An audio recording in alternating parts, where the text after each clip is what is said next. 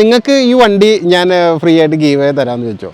അത് നിങ്ങൾ ഏത് ചൂസ് ചെയ്യുന്നു നിങ്ങളൊന്ന് കമന്റ് ചെയ്യും. ഇത് 89 മോഡല് CJ500 മേജറായിട്ട് മേജറിന്റെ ബോഡി കയറ്റി മേജറിന്റെ ലുക്കിലാക്കിയിരുന്നു. അപ്പൊ ഇവിടെ വരെ വെള്ളം കയറ്റിയിരുന്നു. കഴിഞ്ഞ പ്രാവശ്യം ഇവിടെ ഞങ്ങളുടെ അവിടെ വെള്ളം കയറി ഇത്രയും വരെ ഓടിച്ചിരുന്നു. നിമിഷ നേരം കൊണ്ട് നമ്മൾ തൊട്ട് കഴിഞ്ഞാൽ 110, 120 ഒക്കെ പെട്ടെന്ന് കയറുമ്പോൾ അവരുടെ വണ്ടികളുടെ സ്ക്രാപ്പ് തന്നെ സാധനം ഇവിടെ കൊണ്ടുവന്നിട്ട് അവർ തരും. പക്ഷെ ഇത് വാങ്ങിക്കണവർ ശ്രദ്ധിക്കണം.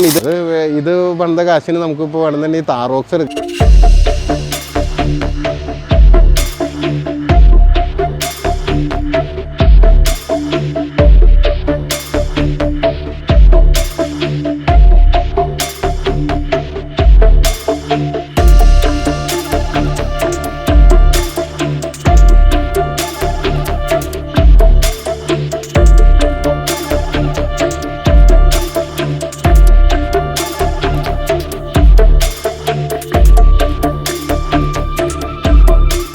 അപ്പൊ നമ്മുടെ ഇത് ശരിക്കും ബ്ലാക്ക് ആണ് കളർ. ഇത് ഗ്രേ ആണല്ലേ? ഗ്രേ മെറ്റാലിക് ഗ്രേ അല്ലേ? പക്ഷെ കാണുമ്പോൾ ബ്ലാക്ക് ആയിട്ട് തോന്നുന്നു. ഒരു ഫിനിഷിംഗ് മെറ്റാലിക് ഗ്രേ. പിന്നെ കുറച്ച് ഗിമ്മിക്സ് ഒക്കെ ഉണ്ടല്ലേ? അതെ അതെ. മറ്റേ പോലെ അങ്ങനെ കുറച്ച് നമ്മുടെ ഓഫ് റോഡും. പക്ഷെ ഇവന്റെ മോട്ടറും തുറക്കണ്ടേ? അപ്പം ബോണറ്റ് തുറക്കാം. ഇത് നമ്മൾ ഈ പറഞ്ഞ ഫാൻ തന്നെയാണ്. അതെ അതെ. എഞ്ചിൻ തണുപ്പിക്കാനായിട്ട് ഇന്റർകൂളർ. ഇത് അഡീഷണൽ മറ്റേ വണ്ടിക്ക് നമ്മൾ ചെയ്തിട്ടുണ്ട്. അതേപോലെ പിന്നെന്ത് ഞാൻ പറഞ്ഞ പോലെ 2 കൈ കൊണ്ട് നല്ല ബലം. ഇത് ഇച്ചിരി ബലം ഉണ്ടല്ലോ. അതെ അതെ. ഇതിപ്പോ മാറ്റിയിട്ടുള്ളൂ. അപ്പൊ നമ്മുടെ എഞ്ചിൻ റൂം ആണ് കേട്ടോ. അതെ അതെ. ഇതെന്താണ് ഫുള്ള് ഗോൾഡ് ആണല്ലോ. അതെ അതെ. സ്വർണ്ണമയം. സ്വർണ്ണ കട്ടി. അതെ അതെ. ഇതിപ്പോ ഡാമ്പ് ചെയ്തേക്കുന്നത് അല്ലേ? ഡാമ്പ് ചെയ്തേക്കുന്നത്. ഇത് എത്ര ഡാമ്പ് ചെയ്യുന്നതിന്റെ ഗുണം എന്താ ഉള്ളത്? ഇപ്പം ഇവിടെ നമുക്ക് ഹീറ്റ് കുറയും, പിന്നെ സൗണ്ട് വൈബ്രേഷൻ കാര്യങ്ങൾ, പിന്നെ മെയിൻ ആയിട്ട് ഇവിടെയാണ് ഡാമ്പ് ചെയ്യേണ്ടത്. അകത്തേക്കുള്ള ഒച്ച ഹീറ്റിംഗ് നല്ലപോലെ കുറയ്ക്കും. മെയിൻ ആയിട്ട് ഇവിടെയാണ് ചെയ്യേണ്ടത്. ഇത് ചെയ്തില്ലെങ്കിലും വലിയ കുഴപ്പമില്ല. പിന്നെ ഒരു ഷോയും കൂടി എന്നുള്ള രീതിയിൽ ഒരു രസം അത്രേ ഉള്ളൂ. മറ്റേതിന് അത് ചെയ്യേണ്ടതായിരുന്നു, അത് വിട്ടുപോയി. അതപ്പോഴേക്കും സാധനം തീർന്നു. ഇനിയിപ്പോൾ അത് അടുത്ത പ്രാവശ്യം സർവീസിന് കൊണ്ടുവരും അത് അതിന് ചെയ്യും. അപ്പൊ നമ്മൾ ഈ സാധനം ഇത് കഴിക്കണ്ടേ? അല്ലാതെ ചെയ്യാൻ പറ്റുമല്ലോ. ഈ ഇവിടുത്തെ സംഗതികൾ മാത്രം അയച്ചാൽ മതി. ഇത് നല്ല സമയം എടുക്കുന്ന പ്രോസസ്സാണ്.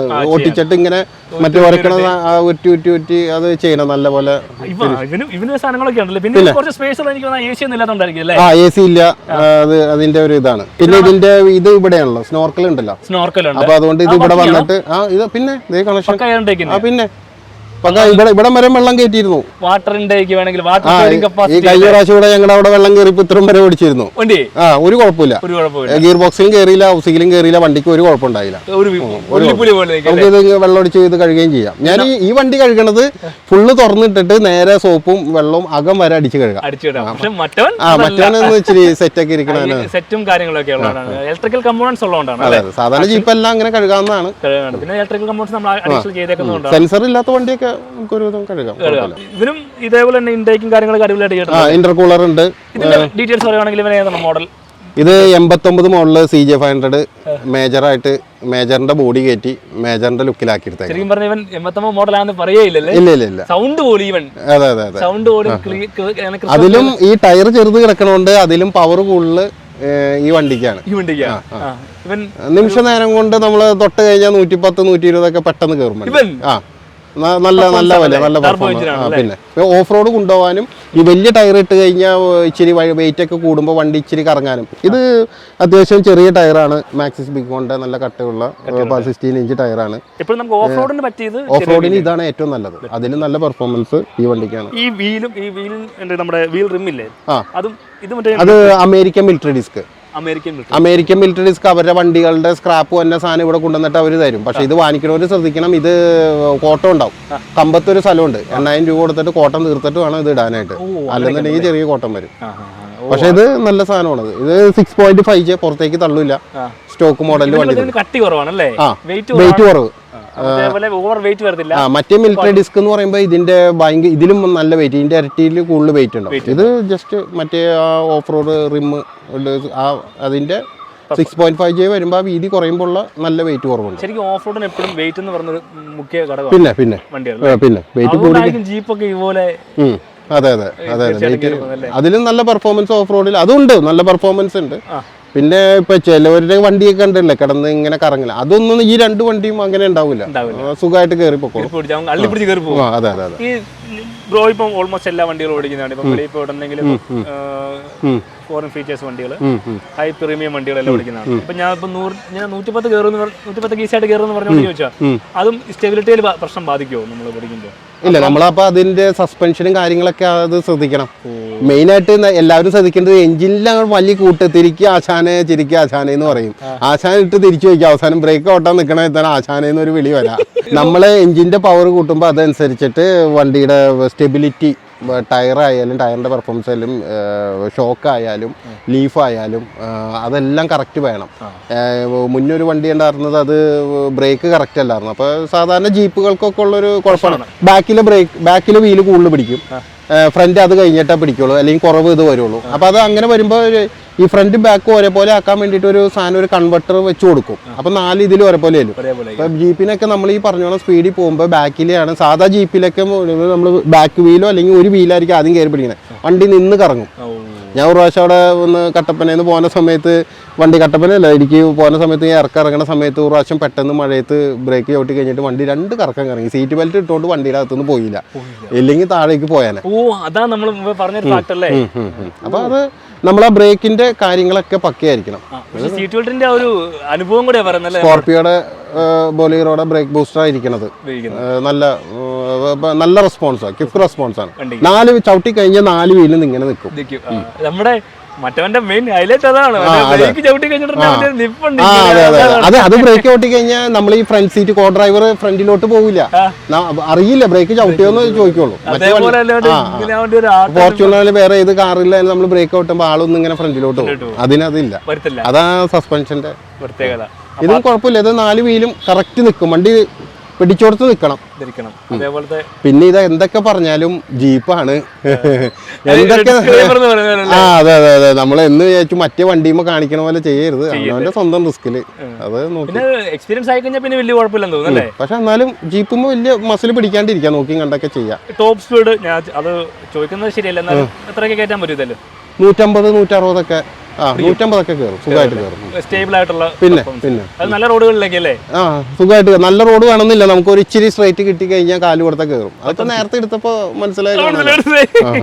പക്ഷെ നമ്മൾ ഇത്രയും പ്രതീക്ഷിക്കുന്നില്ലല്ലോ. അത് നിൽക്കും, വണ്ടി കൺട്രോളും ആണ്, നിൽക്കുകയും ചെയ്യും, കുഴപ്പമില്ല. അപ്പം സൈഡിലെ ബാക്കിയുള്ള കാര്യം നോക്കിയാലോ. ഈ ഗ്ലാസ് ശരിക്കും ഇത് ഓപ്പൺ, മേജറിന് ശരിക്കും ഓപ്പൺ ഗ്ലാസ് വന്നത്. അപ്പൊ അത് താഴെ ഇത് ഓപ്പൺ ചെയ്യുമ്പോൾ ഈ താഴെ വൈപ്പർ ആണെന്നുണ്ടെങ്കിൽ അത് വൈപ്പർ പിന്നെ നമ്മൾ പുറത്തിറങ്ങി കൈ കൊണ്ട് തിരിച്ചു വെക്കണം. അപ്പൊ അതുകൊണ്ട് മുകളിലാക്കി. ഇതിപ്പോ നേരെ തുറന്നു കഴിഞ്ഞാൽ നമ്മളൊന്നും ചെയ്യേണ്ട, അത് വിഷയമില്ല. അപ്പൊ അത് ചെയ്യണതിന് സെറ്റ് ചെയ്യണതിന് കുറച്ച് പരിപാടികൾ ഉണ്ട്. അകത്ത് മോട്ടർ, മുകളിൽ മോട്ടർ വെക്കണം, മറ്റേത് താഴെ മോട്ടർ, അതിന്റെ കണക്ഷൻ അങ്ങനെയാണ് വന്നത്. മറ്റേത് മേജർ, അതിന് ഓപ്പൺ ഗ്ലാസ് ആണ്. പക്ഷെ ഓപ്പൺ ഗ്ലാസ് കുറെ പ്രാവശ്യം നമ്മൾ തുറന്നടിച്ച് കഴിയുമ്പോൾ കുറെ മഴയൊക്കെ വരുമ്പോൾ ലീക്ക് ആവാൻ സാധ്യതയുണ്ട്. അപ്പൊ അതുകൊണ്ട് അത് ക്ലോസ്ഡ് ആക്കി. പിന്നെ അതാണ് കുറച്ചുകൂടി ഒരു വൃത്തിയായിട്ട് എനിക്ക് തോന്നുന്നത്. പിന്നെ ഇത് ഓപ്പൺ ഗ്ലാസ് ആയിട്ട് തന്നെ ഇരിക്കണം. നമ്മൾ ഓഫ് റോഡ് പോകാനായിട്ട് മെയിൻ ആയിട്ട് ഉപയോഗിക്കുന്നത് ഇതാണ്.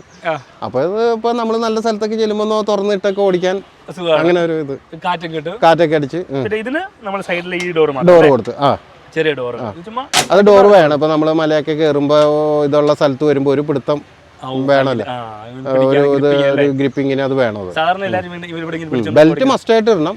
അതിന് ഓർമ്മ ഗ്രിപ്പിങ്ങിന് നമുക്ക് അതൊരു സേഫ്റ്റിയും കൂടിയാണ്. അതിനതില്ല, അത് ശരിക്കും വേണമായിരുന്നു അത്. പക്ഷേ ഞാൻ നേരത്തെ പറഞ്ഞ പോലെ മേജറിന്റെ ഒരു ഇത് ഇപ്പൊ ആൾക്കാർ നോക്കുമ്പോഴേ ഇത്രയും പണിത് ഔട്ട്സ്റ്റാൻഡിങ് ആയിട്ട് പണിത് വെച്ചേക്കണ വണ്ടിക്ക് ഡോറില്ല. സാധാരണ എല്ലാവരും ജീപ്പിന് ഡോർ വയ്ക്കും. അപ്പൊ അങ്ങനെ ചെറിയ കുറച്ച് കുറവുകൾ വരുമ്പോൾ വണ്ടിക്ക് കുറച്ചും കൂടി ഒരു ഔട്ട്സ്റ്റാൻഡിങ് ഫീൽ വരാണ്. അതാണ് എൻ്റെ ഒരു കൺസെപ്റ്റിൽ അങ്ങനെ ചെയ്തത്. പക്ഷേ എനിക്ക് ഈ ഡോർ ഭയങ്കരമായിട്ട് ഇഷ്ടപ്പെട്ടു. ഈ പഴയ ജീപ്പുകൾക്ക് വരുന്ന ഡോറില്ലേ കവർ ചെയ്ത്, പക്ഷെ അത് ഭയങ്കര വൃത്തിയായിട്ട് എനിക്ക് വല്ലപ്പോഴും. പക്ഷെ ഇത് സിമ്പിൾ ആണ്. ഇതിപ്പോ അത്യാവശ്യം ഒരുവിധം എല്ലാ ആൾക്കാരും പണിയുണ്ട് ഈ വെക്കുമ്പോൾ നല്ല രസമുണ്ടാവും. പിന്നെ ഇതിന്റെ സെറ്റിംഗ് ആണിത് മെയിൻ ആയിട്ട്. ഇത് പടച്ച് കണ്ട, ഇത് കടകടാന്ന് അടി വരും, അതൊന്നും ഇല്ലാതെ കറക്റ്റ് ആയിട്ട് സെറ്റ് ചെയ്ത്. Power steering, power break, power clutch എല്ലാം അത് തന്നെ, അതേ സെയിം സ്പെക്ക് തന്നെ. സീറ്റ് ഇത് വണ്ടി വാങ്ങിച്ചപ്പോ ഉണ്ടായിരുന്ന സീറ്റ്. ഇത് ഏതിന്റെ സീറ്റാന്ന് എനിക്ക് അറിയില്ല, പക്ഷെ നല്ല സീറ്റാ.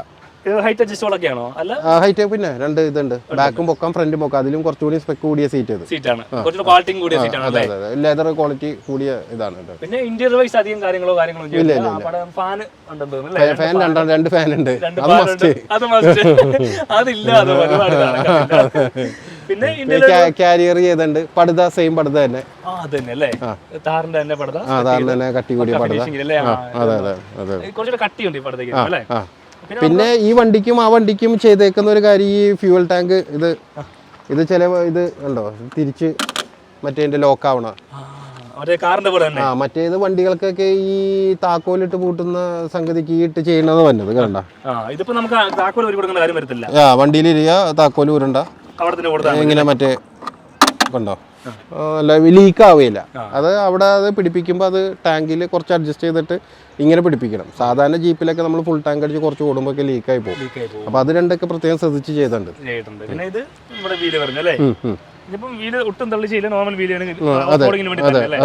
ബാക്കിയാണെങ്കിലും കുറച്ചുകൂടെ മറ്റേ സെയിം മെറ്റീരിയൽ തന്നെ.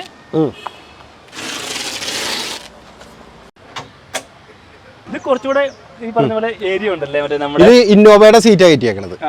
ഇന്നോവയുടെ ബാക്ക് സീറ്റ് ഇത് അഴിച്ചിട്ടിട്ട് ഇവിടെ ലോക്ക് ആക്കും. നമ്മൾ ഫ്രണ്ടിലോട്ട് തിരിഞ്ഞിരിക്കുന്ന രീതിയാണ്.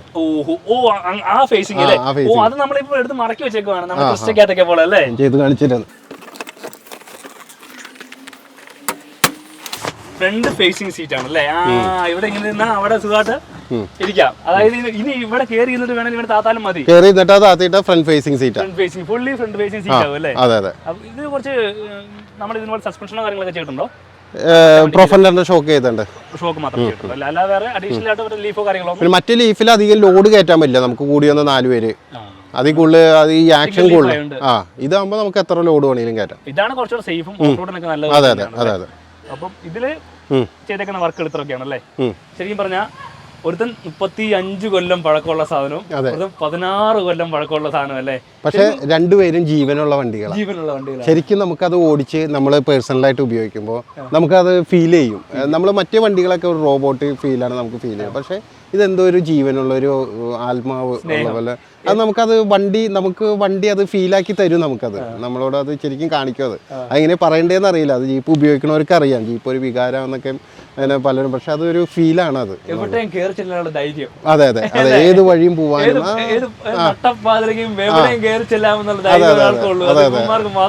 അതെ അതെ അതെ. ശരിക്കും പറഞ്ഞാൽ ഇത് രണ്ട് ലേവനെ ഏറ്റവും കൂടുതൽ ഇഷ്ടം ചോദിച്ചാൽ എന്നാ പറയും? അങ്ങനെ പറയാനില്ല, രണ്ടും ഇഷ്ടമാണ്. ശരിക്കും പറഞ്ഞാൽ ഞാൻ അന്ന് ചോദിച്ചു, ഫെബ്രുവരി പറഞ്ഞു എന്നാണല്ലോ എടാ ഇവനെ നമ്മൾ കുറച്ച് കഴിയുമ്പോൾ കൊടുക്കും. ഒഴിവാക്കാൻ പറ്റുന്നില്ല അല്ലേ. അതേപോലെ നമ്മൾ മെയിൻറ്റെയിൻ ചെയ്യുന്ന ഒരു വണ്ടി, 2 വണ്ടികളാണ്. ശരിക്കും പറഞ്ഞാൽ നിങ്ങൾക്ക് ഇഷ്ടപ്പെട്ട വണ്ടിനകത്ത് ഏതാന്നുള്ളത് മെൻഷൻ ചെയ്യണം കേട്ടോ. കറുപ്പാണോ അല്ലെങ്കിൽ ഈ ക്രീമി കളറാണോ, 2 വണ്ടിയിൽ ഏതാണെന്നുള്ളത് നമുക്ക് കമന്റ് ചെയ്യണം. രണ്ട് തരത്തിൽ നിൽക്കുന്ന വണ്ടികളാണ് അല്ലേ. നിങ്ങൾക്ക് ഏതാ ഇഷ്ടപ്പെടണേന്ന് നിങ്ങൾ പറയും. എനിക്ക് 2 വണ്ടി ഇഷ്ടം. പക്ഷെ ഓരോരുത്തർക്ക് നിങ്ങൾക്ക് ഈ വണ്ടി ഞാൻ ഫ്രീ ആയിട്ട് ഗീവ് തരാന്ന് വെച്ചോ, നിങ്ങൾ ഏത് ചൂസ് ചെയ്യുന്നു നിങ്ങളൊന്ന് കമന്റ് ചെയ്യും. അതെ അതെ, തരാനൊന്നും തോന്നില്ല, വെറുതെ പറഞ്ഞാണ്. പക്ഷെ എന്നാലും നമുക്ക് സങ്കല്പിക്കാലോ. അത് ചങ്കാണ്. അതെ അതെ അതെ, തീർച്ചയായിട്ടും ഒരു വണ്ടി നമുക്ക് ഉപയോഗിക്കാം. അവനെ എന്തോരം വേണമെങ്കിലും ഹൈ സ്പീഡ് ക്ലോക്ക് ചെയ്യാം. പക്ഷെ അവനെ സ്നേഹിക്കുക എന്ന് പറഞ്ഞാൽ അത് വളരെ ചുരുക്കം ചിലർക്ക് മാത്രം സാധിക്കുന്ന ഒരു കാര്യമാണ്. അതേപോലെ വണ്ടി കൊണ്ടു നടക്കുക, സ്ഥിരമായിട്ട് മെയിൻ്റെനൻസ് ചെയ്യുക, അതിൻ്റെ സർവീസ് കൊണ്ടു നടക്കുക. അത് വണ്ടിയെ സ്നേഹിക്കുന്നവർക്കും വണ്ടി പ്രാന്തല്ല, അതൊരു സ്നേഹം തന്നെയാണല്ലേ. എൻ്റെ ജീവിതത്തിൽ ഒരു മെയിൻ സംഗതി, വണ്ടിയോടുള്ള ഒരു സംഗതി ഞാൻ അച്ചീവ് ചെയ്തു എന്ന് പറയാം. കാരണം ചെറുപ്പം മുതൽ ഈ കല്യാണ വീടുകളിലൊക്കെ പോകുമ്പോൾ ജീപ്പിൽ തൂങ്ങി കിടക്കാൻ ആഗ്രഹം. ജീപ്പ് ചെറുതായിട്ട് റൺ ചെയ്ത് കൊടുക്കുമ്പോൾ ഓടിക്കയറണം, സ്റ്റെപ്പിൽ തൂങ്ങി കിടക്കണം, ഇതാണ് ആഗ്രഹം. പക്ഷേ അവസാനം കാര്യത്തോടെ എടുക്കുമ്പോൾ നമ്മൾ ഇതിൽ നിന്നൊക്കെ തള്ളിവിട്ട് ഏതെങ്കിലും ഒരു മൂലയ്ക്ക് പോയി ഇരിക്കേണ്ട അവസ്ഥയാണ്. വേറെ ആൾക്കാരൊക്കെ ഓടിക്കയറണം. അപ്പൊ അന്ന് മുതൽ ജീപ്പ്, പിന്നെ ജീപ്പ് ഡ്രൈവർ ഇങ്ങനെ ഒരു സൈഡ് ഇങ്ങനെ പുറത്തേക്ക് വെച്ചിരുന്നിട്ട് ഇങ്ങനെ ഓടിക്കണത്, ഇവിടെ ഗീറൊക്കെ ഉണ്ട്. അപ്പൊ അതൊക്കെ ഭയങ്കര ആവേശമായിരുന്നു. അന്ന് അത് ഓടിക്കാൻ പറ്റിയില്ല. പിന്നെ അത് വലുതായി കഴിഞ്ഞപ്പോൾ പലരുടെ കയ്യിൽ നിന്ന് ജീപ്പ് ഓടിച്ചെങ്കിലും ഇപ്പൊ നമ്മൾ ടൂറിസ്റ്റ് വണ്ടികളെ കൂടെ അതിനൊരു പരിമിതി ഉണ്ടാവും. പക്ഷെ ആ പരിമിതികളൊക്കെ മാറ്റി നമുക്ക് കംഫർട്ടായിട്ട് ആ ജീപ്പിനെ സ്നേഹിച്ചുകൊണ്ട് ഓടിക്കാൻ പറ്റുന്ന രീതിയിൽ നമ്മൾ പണിതെടുത്തു. അതാണ് അതിന്റെ ചുരുക്കം പറഞ്ഞു കഴിഞ്ഞാൽ. ശരിക്കും പറഞ്ഞാൽ ഫെയിംബ്രോയെ സംബന്ധിച്ചോളം ഇവന് മുടക്കിയ കാശുണ്ടെങ്കിൽ വേറെ ഇതിൽ ലക്ഷറി വണ്ടികൾക്ക് ഈസി ആയിട്ട് എടുക്കാം. പിന്നെ ഇത് പണിത കാശിന് നമുക്ക് ഇപ്പോൾ വേണമെന്നുണ്ടെങ്കിൽ താറോക്സ് എടുക്കുക, വണ്ടി എടുത്തതും ഇത് എടുത്തത്. പക്ഷെ അതല്ലല്ലോ, ഈ വണ്ടി കിട്ടില്ലല്ലോ. വണ്ടി കിട്ടത്തില്ല നമുക്ക്, നമ്മുടെ യുണീക് പീസസ്. അതെ അതെ, നമുക്ക് ഇഷ്ടപ്പെട്ടത് അതാണ്. അപ്പം ഇത് തികഞ്ഞ വണ്ടികളുടെ സ്നേഹം മാത്രമാണ് കേട്ടോ. അതുകൊണ്ട് തന്നെയാണ് ഞാൻ വളരെ നാളുകളായിട്ട് ഫെയിംബ്രോയോട് ഈ വീഡിയോയെ കുറിച്ച് സംസാരിച്ചുകൊണ്ടിരിക്കുകയാണ്. അപ്പം 2 വണ്ടിയും ഒത്തു കിട്ടുന്ന ഒരു അല്ലേ അസുലഭ മുഹൂർത്തം. 2ന്റെ മെയിൻ്റെനൻസും കാര്യങ്ങളും എല്ലാം. അപ്പോൾ എനിക്ക് വേണ്ടി തന്നെ 2 സ്പെഷ്യലായിട്ട് കഴുകി ക്ലീൻ ചെയ്ത് ഇവനെ കുട്ടമ്മമാരാക്കി ഇവിടെ വെച്ചേക്കുവാണ്. എന്നാണെങ്കിലും ഫെയിംബ്രോയ്ക്ക് ഇതിനകത്ത് താങ്ക്സ് എന്തോരം പറഞ്ഞാലും മതിയാകത്തില്ല. ഫെയിംബ്രോ സ്പെഷ്യൽ താങ്ക്സ് പറഞ്ഞുകൊണ്ട് അതൊന്നും വേണ്ട, താങ്ക്സ് ഒന്നും വേണ്ട. Okay okay, always welcome. Okay. അപ്പോൾ നമ്മുടെ ഇതേപോലെ തന്നെ പുതിയൊരു സർപ്രൈസ് വരുന്നുണ്ട്. അതെ അതെ അതെ, അത് പിന്നെ ചെയ്യാം, ഇപ്പൊ വേണ്ട. എന്നാലും വെയിറ്റിംഗ് ആണ്. അപ്പോൾ എല്ലാവർക്കും ദിസ് ഇസ് ജിഷ്വാർ മരം.